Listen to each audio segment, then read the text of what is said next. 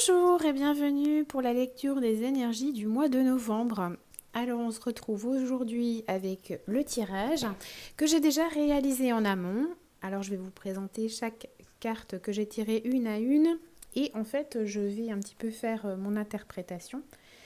Bien évidemment, cette période est assez particulière en raison de ce que nous traversons, donc je ne ferai pas de prédiction sur ce qui se passe, mais plutôt une compréhension et une lecture sur ce qui peut nous inviter à être réalisé au niveau de notre travail intérieur et à ce que cela révèle au niveau de la période que nous traversons, ce que cela révèle en fait pour le monde, pour nous. Et donc dans cette perspective, je vous ai tiré cette carte, le rêve collectif. Voilà. Alors, vous allez voir que le tirage va souvent, il n'y a pas de hasard, mais souvent tourner autour des mêmes thèmes et autour des mêmes choses. Plusieurs cartes, mais qui vont revenir sur une même information. Donc, cette carte, en fait, nous invite à nous ouvrir à notre rêve personnel, parce que celui-ci peut avoir une incidence et une compréhension sur celui collectif. Les rêves qui nous concernent contribuent en fait de manière positive à ouvrir notre nature et notre cœur et ils coopèrent en fait de manière, si le rêve est créatif et tourné vers l'amour, il va bien évidemment avoir une incidence pour soigner le monde, pour avoir un impact sur le monde.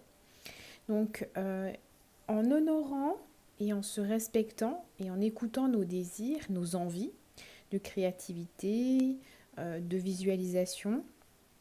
Ça va inspirer en fait le rêve collectif. Plus notre cœur va être ouvert et expansé intérieurement, plus celui-ci va impacter notre extérieur. Alors on est vraiment invité à grandir et à prendre confiance en nos rêves parce que ceux-ci ne sont pas que des utopies. Les moments difficiles que l'on peut traverser ou que l'on travaille sont vraiment des périodes d'introspection majeures qui nous permettent de se connecter justement avec ces rêves les plus grands que nous avons à l'intérieur de nous. Parce que la plupart du temps, on est pris dans un rythme, un quotidien où on ne va plus vraiment regarder à l'intérieur de nous-mêmes et on délaisse en fait un rêve qui peut sembler vraiment majestueux et qui pour autant demande à être mûri, demande à être mise en lumière. Alors c'est vrai que cette mise en lumière de ce rêve que vous avez peut-être à l'intérieur de vous peut ouvrir une brèche au niveau de l'insécurité. Elle peut résider au niveau familial, sentimental, professionnel, peu importe le secteur. Faites-y en fait circuler la puissance et l'énergie que cela vient réveiller en vous. Et c'est en connectant votre nature profonde, en allant regarder l'insécurité que cela réveille en vous, que vous allez trouver la force et le processus et également les dysfonctionnements qui vous empêchent de vivre ce rêve.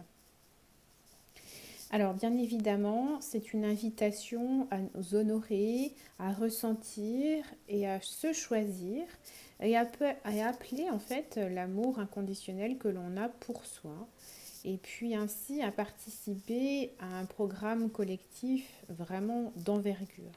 Donc si cette période nous invite à l'introspection, ce n'est pas pour rien, c'est vraiment pour garder cette connexion à nos rêves qui sans doute vont créer des liens avec d'autres rêves qui eux auront un impact collectif. Donc c'est vrai qu'il n'est pas temps de vous juger, il n'est pas temps de porter un jugement de valeur, mais plutôt de vous laisser porter par ce qui va émerger.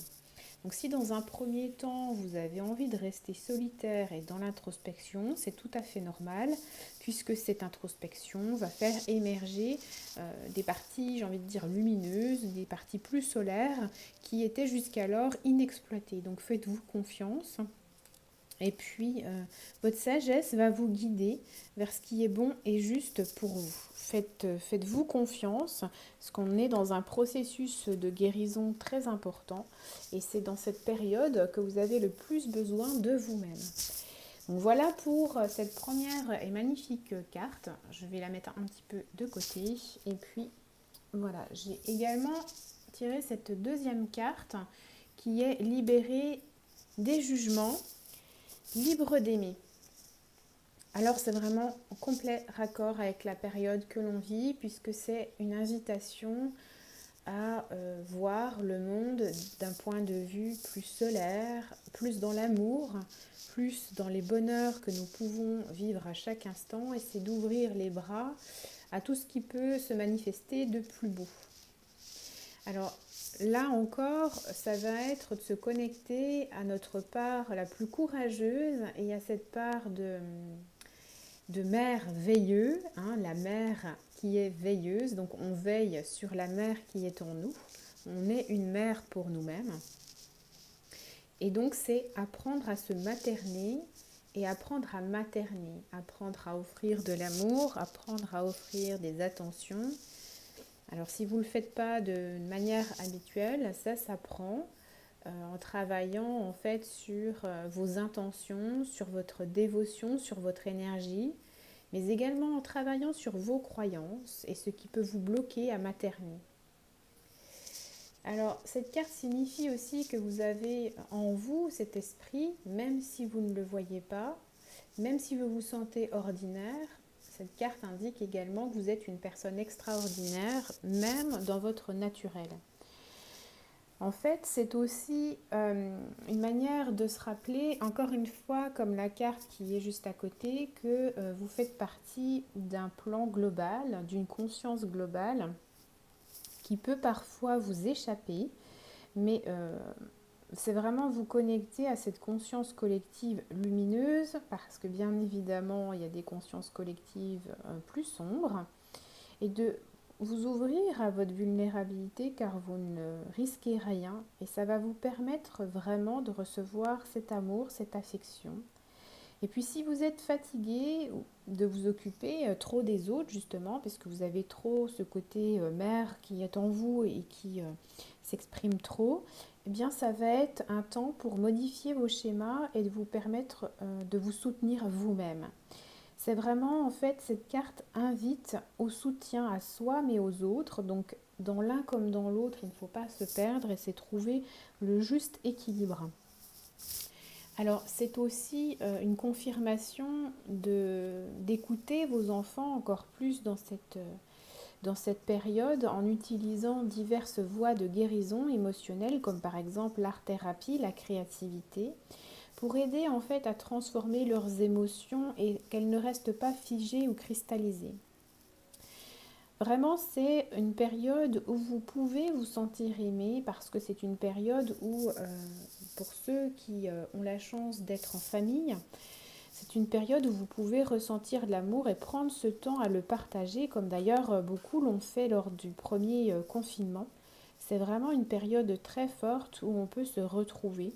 Et puis c'est pas anodin qu'elle arrive dans cette période d'automne où on est toujours invité à une forme d'introspection. Bien évidemment, c'est une introspection qui peut être en lien avec la situation familiale. Alors finalement, si vous vous sentez seul ou si vous êtes seul, ça va être d'apprendre aussi à vous materner, à vous occuper de vous-même et de vous arrêter quelques instants pour vous reposer, vous recentrer et vous sentir en connexion avec votre corps qui va être en lien avec la vie, remplir d'air vos poumons.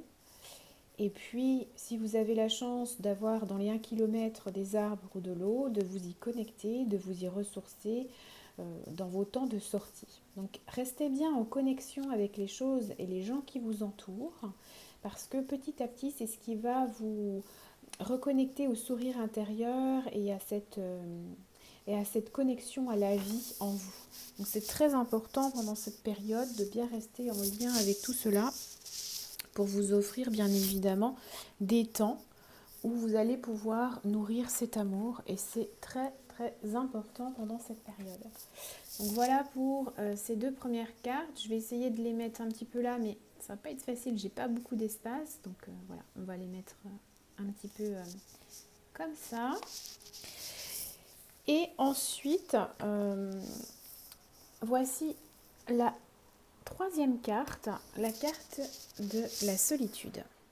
Encore une fois, Vous voyez, c'est comme je vous disais, hein, j'ai fait le tirage en amont pour pas prendre trop de temps sur la vidéo.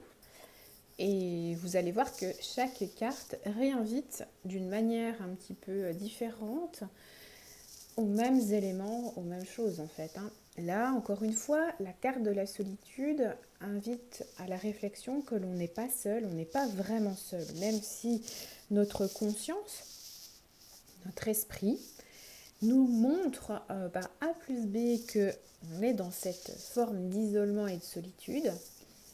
Elle peut se vivre différemment selon le prisme que l'on souhaite émettre en fait, que l'on souhaite faire focus. On n'est pas vraiment esselé, puisque quelque part vous pensez aux autres, vous pensez aux vôtres, et si leur présence vous manque, c'est que vous n'êtes pas seul, c'est que quelque part vous êtes accompagné dans la vie. Donc c'est peut-être seulement cette période où vous allez vous sentir un petit peu négatif, mais justement c'est une période où vous pouvez faire le point sur vos amis, ou voilà, si vous êtes en couple, votre conjoint, votre mère, les personnes qui vous entourent et que vous aimez, et voir comment vous pouvez réinvestir vos relations de manière positive, ce que vous pouvez offrir aux personnes qui vous entourent et qui vous sont chères, et ne pas être dans cette souffrance de la solitude, ni d'ailleurs de l'isolement, et plutôt de profiter de cette absence pour être présent à vous-même.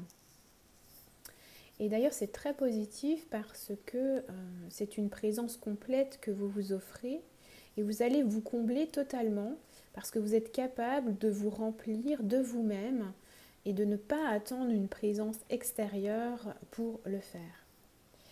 Donc, lorsque vous n'avez personne dans votre environnement immédiat pour assouvir ce désir d'être reconnu par quelqu'un, vous allez trouver dans chaque situation la conscience de voir comment vous pourriez aborder votre solitude et assumer en fait la responsabilité de vos choix et vous emmener vers un autre mode de pensée que je suis seule, je n'y arrive pas, comment je peux faire, enfin voilà.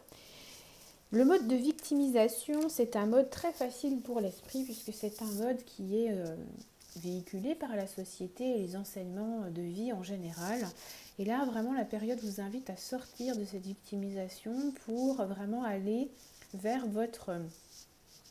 Alors, plein potentiel, c'est juste en fait vers vos pensées positives, vers ce que, si vous ne pensiez pas tout le temps ces schémas négatifs, qu'est-ce que vous risqueriez de trouver en fait? Qui vous seriez réellement? Peut-être ça, hein, la peur d'ailleurs profonde qui est derrière ça. Hein, donc voilà. Voilà pour la solitude, cette petite carte. Donc comme vous le voyez, on est encore dans les mêmes énergies. Hein. Donc voilà, et bien évidemment, hein, on vient de traverser donc tous ces éléments qu'on vient de citer. Hop. Et voici l'autre carte, la quatrième, qui est la carte de la guérison. Parce que bien évidemment, cette période va être une forte période de guérison de nos blessures. Elle va vraiment nous emmener dans nos profondeurs. D'ailleurs, on est dans la période du Scorpion, qui est une période de profondeur, d'introspection. Donc on est tous préoccupés par nos différentes blessures et cette période nous invite et va faire ressortir différentes couches, différentes blessures en fonction de la conscience, de là où on en est. Et donc trouvons l'énergie en fait nécessaire pour arriver à se sortir de nos sentiers blessés et de disposer vraiment de toutes nos aptitudes et de tout ce qu'il y a à l'intérieur de plus nourrissant pour vraiment connecter avec cet espace en fait qui est sain, qui est lui déjà guéri et reconnecter à notre être entier tout vraiment ce que nous pouvons avoir mais dont nous n'avons pas conscience en fait. Donc arrêtons de nous connecter aux peurs, arrêtons de nous connecter à ce qui fait peur hein, d'ailleurs pour vraiment laisser l'espace de cette guérison. Hein, l'introspection ayant invité d'ailleurs à sortir et à nous offrir à la guérison. Ça va être vraiment un moment très intéressant pour penser ses plaies et pour trouver des influences positives et aller vers l'ouverture, vers l'acceptation pour nous guérir. Et ainsi, on va retrouver plus de plénitude, plus de santé. C'est vraiment en soi ça qui est vraiment là, très présent, hein. Introspection, guérison, solitude. La solitude ne doit pas être subie, mais doit être vécue comme un choix, vraiment. Donc voilà, là, encore une fois, je vous montre cette carte que je vous ai tirée. Hop, alors je vais la mettre ici. Je vais essayer de faire du mieux que je peux au niveau des dispositions, mais c'est pas évident. Je ne dispose pas d'une grande table. Voilà.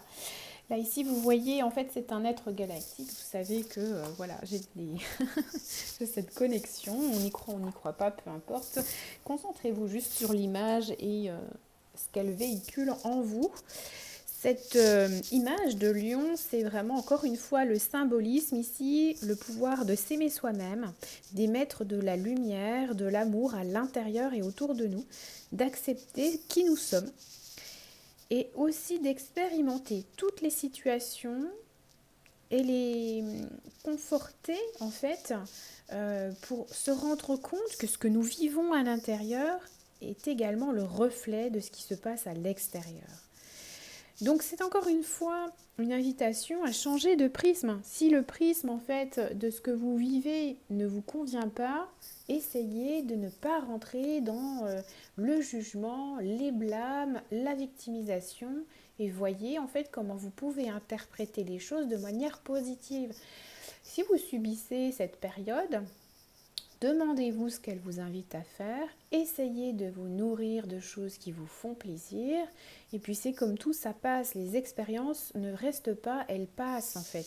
Ne vous focalisez pas sur le temps et laissez-vous bercer par ce qui vous fait du bien sur le moment et ne vous dites pas quand, comment, pourquoi, puisque ce sont des éléments du mental qui ne vont pas vous nourrir, qui au contraire vont vous desservir et vont vous amener plus de peur et une conscience plus négative. Donc expérimentez vraiment vos situations de vie actuelles comme une opportunité de créer la réalité, connectée à votre cœur pour produire vraiment des graines qui vont transmettre l'amour et la lumière par la suite. Donc si vos pensées, elles se remplissent, si vos pensées remplissent votre cœur, d'anxiété et de stress, sachez que en vous, vous possédez l'espoir, la foi. Il vous suffit juste de changer d'état d'esprit. Voilà, c'est vraiment l'élément, comme vous avez vu depuis le début, primordial. Et alors c'est intéressant parce que, hop, là c'est Maître Kuan Yin, la carte de Maître Kuan Yin qui arrive. Et alors c'est marrant parce qu'elle est juste à côté de la guérison. Comme par hasard, il n'y a pas de hasard. Donc c'est un rappel de votre divinité intérieure. Alors, Maître Kuan Yin, vous pouvez l'invoquer pour la guérison. D'ailleurs, elle est juste au-dessus de la carte de la guérison, c'est intéressant. L'inviter en méditation, l'invoquer. Et offrez-vous amour et respect, ainsi que de la paix pour tous les êtres vivants. Et du coup, vous allez vous offrir l'opportunité de lâcher prise sur quelque chose qui ne vous sert plus. Là, il est vraiment temps de passer à un nouveau chapitre de votre vie. Il est temps de prendre soin de vous et de votre cœur. Et je crois vraiment, quand on voit l'ensemble du tirage, que c'est vraiment l'essence de ce qui se passe, de ce que peut-être vous ressentez. Je pense que il est temps en fait de prendre soin de soi, de voir ce qui est beau en soi et d'arrêter de faire le focus sur ce qui est compliqué, douloureux. Notre prisme demande que notre regard change sur les choses et la valeur des choses. Vous n'êtes pas là pour subir, vous êtes là pour transcender et pour aller vers une version qui vous correspond dans votre vie. Ça ne veut pas dire que vous ne vivrez pas d'expériences compliquées et ça veut juste dire que vous ne les ressentirez pas et ne les vivrez pas comme telles ou en tout cas de manière différente. Et vous verrez les opportunités vers lesquelles elles vous ouvrent au lieu de les subir et d'attendre un petit peu en... D'ailleurs, voilà, c'est ça. Face à la peur, vous avez 3 modes de réaction. La première, ça va être le combat. Le combat va alimenter encore une fois la colère et un égrégore non positif et va vous prendre beaucoup d'énergie. La deuxième peut être la fuite. La fuite va vous mettre dans un état, encore une fois, de doute et de jugement envers vous-même parce que vous allez vous dire, bah oui, mais j'ai pas été capable. Voilà. Et la troisième façon est de rester figé. Rester figé, c'est rester pétrifié et donc, encore une fois, subir cette peur. Mais vous avez une façon de transcender ces peurs et de ne pas réagir avec ces trois différentes manières. C'est de voir qu'est-ce qui se passe réellement. Est-ce que vous n'êtes pas en réaction avec quelque chose que vous avez déjà vu ou connu? Et est-ce que vous n'avez pas une autre alternative qui s'ouvre à vous si vous regardez les choses de manière différente? Voilà, je voulais vous laisser sur cette pensée. Et bah, bien évidemment, je suis disponible pour vous en consultation privée si vous le souhaitez. Je vous mets tous les éléments en barre d'infos. Mais encore une fois, faites-vous confiance. Et puis cette période invite à vous regarder dans toute votre splendeur, dans toute votre beauté. Et même si vous vous dites que vous n'avez aucune qualité, vous en avez. Il suffit de regarder et d'écouter ce que disent les autres de vous. Et vous allez voir que vous avez mille et une merveilles en vous. Il ne suffit juste que de les voir en fait. Je vous souhaite un merveilleux mois de novembre, plein d'introspection, de guérison et de réveil et d'éveil à vous-même. Et je vous dis à bientôt.